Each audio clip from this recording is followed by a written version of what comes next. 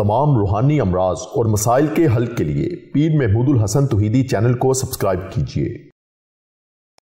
بسم اللہ الرحمن الرحیم،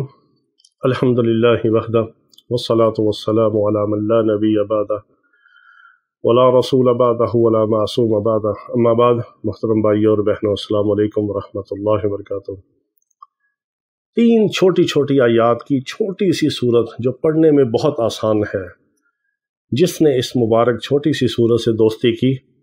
اس مبارک سورت کی برکت سے اللہ رب العزت نے اس کو مالا مال کر دیا، اس کو دولت مند بنا دیا، اس کو تونگری عطا کر دی، اس کی بگڑی بنا دی۔ یہ چھوٹی سی مبارک سورت ہے، اس سے دوستی کر لیں، کیونکہ انسان جس سے محبت کرتا ہے قیامت کے دن اس کے ساتھ اس کا حشر ہوگا۔ اگر ہم اللہ کے پاک کلام کے ساتھ محبت کریں گے، اس سے دوستی لگائیں گے، کسی مبارک صورت کے ساتھ دوستی لگائیں گے، کسی مبارک آیت کے ساتھ دوستی لگائیں گے،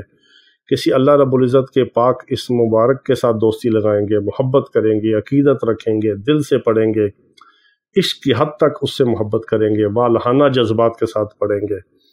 اور ہمارے احساسات کے اندر وہ چیز رچ اور بس جائے گی، اتنی ہی ہمیں اس کی برکات ملیں گی، دنیا کے اندر بھی اور آخرت کے اندر بھی۔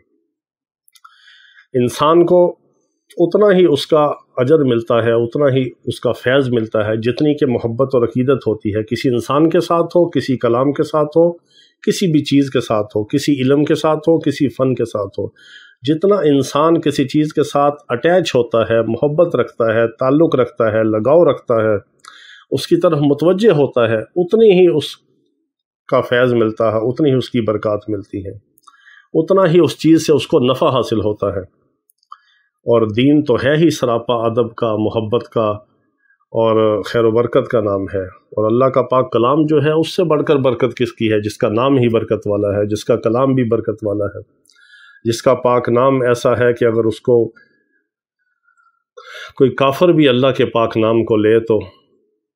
اس کا منہ بھی خوشبودار ہو جاتا ہے، حتیٰ کہ وہ کافر بھی ہو۔ اللہ کا نام تو اللہ کا نام ہے۔ انسان تو اگر کسی کو اپنی زبان سے گالی کے دو بول نکالے، یعنی کسی کو برا کلمہ کہے، بری بات کہے، گالی نکال دے، کسی کو فحش گالی ہو، ان گالی کے دو الفاظ کے اندر اتنی تاثیر ہوتی ہے کہ انسان مرنے مارنے پہ اتر آتا ہے۔ اور ذرا سوچیے، غور کیجئے کہ اللہ رب العزت کا پاک نام جو ہے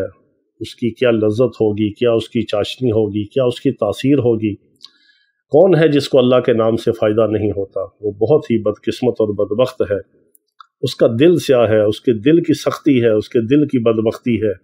اس کی سوچ اور فکر کا گند ہے کہ جس کو اللہ کے نام سے فائدہ نہیں ہوتا۔ ہماری اگر سوچ پاک ہو، ہماری فکر پاک ہو، ہمارا دل صاف ہو، اور اللہ سے محبت ہو، اللہ سے تعلق ہو، اللہ کی ذات و صفات کے اوپر ایمان ہو، یقین ہو نہیں سکتا کہ اللہ کا نام اور اللہ کا کلام ہم پڑھیں اور ہمیں فائدہ نہ ہو۔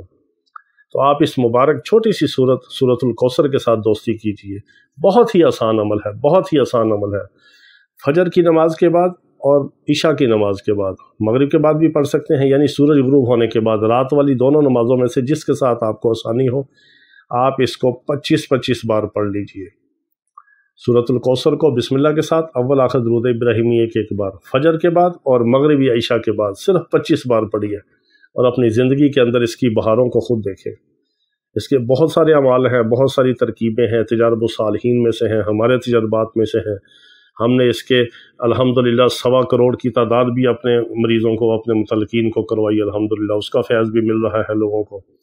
آپ بھی اس میں شامل ہو سکتے ہیں۔ اس میں شامل ہونے کے لیے کم از کم آپ کو 129 بار صبح، 129 بار شام کو پڑھنی پڑے گی، یا پھر آپ 313 بار روزانہ پڑھ کے 1.25 کروڑ والے عمل میں شامل ہو سکتے ہیں، جو ہم ہر مہینے کرواتے ہیں۔ 1.25 کروڑ کا عمل ایک مہینے میں اس کو مکمل کیا جاتا ہے، وہ تو چند لوگ کرتے ہیں تو مکمل ہو جاتا ہے۔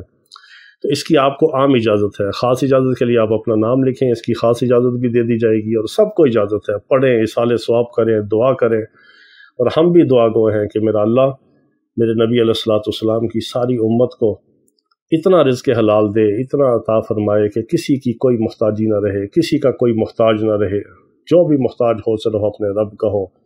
اور انسان کا انسان محتاج نہ رہے۔ اللہ تعالیٰ بندوں کی محتاجی سے بے نیاز کر دے۔ وآخر دعوانا الحمدللہ رب العالمین۔